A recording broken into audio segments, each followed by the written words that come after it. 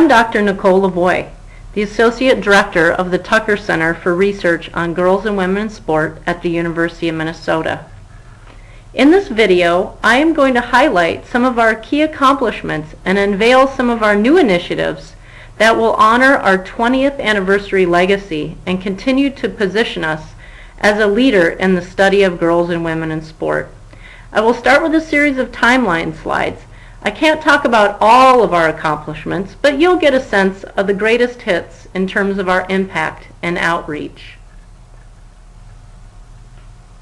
On this first slide, you will see that the Tucker Center opened its doors in 1993 with a gift from our benefactor and U of M alumni, Dr. Dorothy McNeil Tucker. Dr. Mary Jo Kane was our first director. The Tucker Center has a threefold mission: education, outreach, and research. And this slide represents elements of all those important aspects of what we do at the Tucker Center. Shortly after we opened, we began our Distinguished Lecture Series, an event designed to bring in the best and brightest scholars to discuss current and relevant topics related to girls and women in sport. In 1997, we completed a report in partnership with the President's Council on Physical Fitness and Sports on the benefits girls derive from physical activity and the barriers that prevent them from reaching their full potential.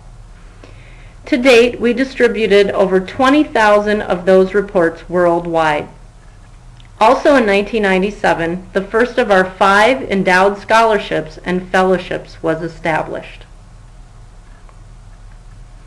At the Tucker Center, we have made a conscious effort to create research-driven projects that make a difference. On this part of our timeline, you can see a variety of initiatives related to our research and community outreach pertaining to sport media and the physical activity of girls. In 2004, the Muellers continued their generous support by establishing a second endowed graduate fund. In 2005, I was hired and began immediately working on the 10-year update of our popular 1997 research report with my co-authors. This report was and continues to be widely distributed free of charge via digital downloads and print copies. In the last 5 years, we have expanded educational opportunities and fellowships for undergraduate and graduate students, and to date have mentored 12 summer interns, including 4 McNair Scholars. The McNair program is designed to help first-generation college students apply for and succeed in graduate school.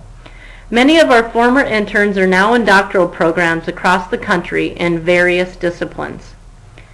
2011 was a very busy year as we hosted an international conference with over 150 gender scholars and worked with Twin Cities Public Television to produce a first-of-its-kind and Emmy-nominated documentary on the impact of concussions on female athletes.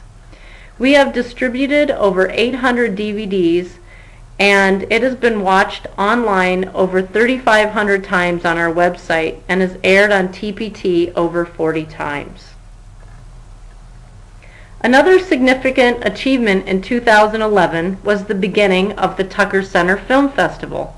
Its purpose is to highlight females in sport films due to the fact we rarely see female athletes in mainstream media or on the big screen. Each year we have enjoyed sold-out audiences. Our 2014 film festival will feature films about 2 legendary female coaches, Pat Summitt and Vivian Stringer. These films are provided in partnership with ESPN and the ESPNW 9 for 9 series. 2012 marked the 40th anniversary of Title IX, and we were asked to speak at a variety of conferences and institutions around the world about this important law and its impact on girls and women. During this time, we also expanded our cutting-edge research on females in positions of power in sport, particularly related to coaches, and media portrayals of female athletes. Our 3 summer interns helped us plan and prepare for the 20th anniversary, and this was the first summer we were able to provide them with a stipend due to the vision and generosity of 2 donors. Due to the impact of our research, education, and outreach efforts over the last 20 years, we are often called upon to give our opinions or share our expertise about topics related to gender and sport. Here's a sampling of the headlines of articles in which we were quoted or interviewed from just the last 5 years. We have worked hard to build relationships with local and regional media who seek us out when they need relevant, evidence-based expertise. And those media relationships extend to well-known national print, digital, and broadcast media. The public scholarship of the Tucker Center, as you can see, has had a major impact, and our work has grown and responded to the demands of the ever-changing landscape of women's sport in a post-Title IX era. As women's sport has evolved, so have we. The Tucker Center has gone from literally black and white to color in both our newsletter and our logo, including our newest logo that we recently unveiled. We are constantly evolving, but the quality of our work remains unchanged. As we enter our next phase in what we are calling Tucker Center 2.0, there are some new initiatives we are launching to honor and continue our legacy of excellence.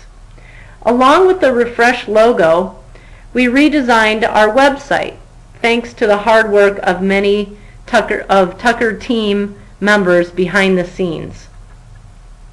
It has the same great content, but a more user-friendly and easier to navigate format, and I invite you to check it out at tuckercenter.org. Finally, we are engaged in 2 new collaborative initiatives to honor the 20th anniversary of the Tucker Center. The first is the production of a second video project with Twin Cities Public Television about the media coverage, or should I say the lack of media coverage, of female athletes. Today, nearly 40% of all athletes are female, but female athletes receive a mere 2 to 4% of media coverage, and this documentary aims at raising awareness about this important issue. And we hope through this effort to increase media coverage of female athletes. Another effort that we're engaged in is a national grassroots social media campaign that we have called Here's Proof. You can join in helping us prove that there is indeed interest in women's sport by posting pictures or social media with the hashtag Here's Proof. We will compile that evidence on the Tucker Center's Instagram page. The second initiative is a collaborative research report with the Alliance of Women Coaches. In 1972, when Title IX was passed, 90% of women were coached by women. Today, that number is around 40%. The goal of this project is to increase awareness of this important issue by stimulating national dialogue so that the number of women in the coaching profession increases. To that end, we are also hosting the first Women Coaches Symposium at the University of Minnesota. You can read about these reports either in the USA Today exclusive feature written by Christine Brennan in USA Today, or you can download all the reports and the accompanying infographic on our website at tuckercenter.org. As you can see, we have a lot to celebrate and be proud of in the 20 years of the Tucker Center's existence. We have many exciting things yet to come, so for all those things yet to come, stay tuned, and we hope you'll keep in touch with us at the Tucker Center. Thanks. On behalf of the Tucker team, this is Nicole LaVoi.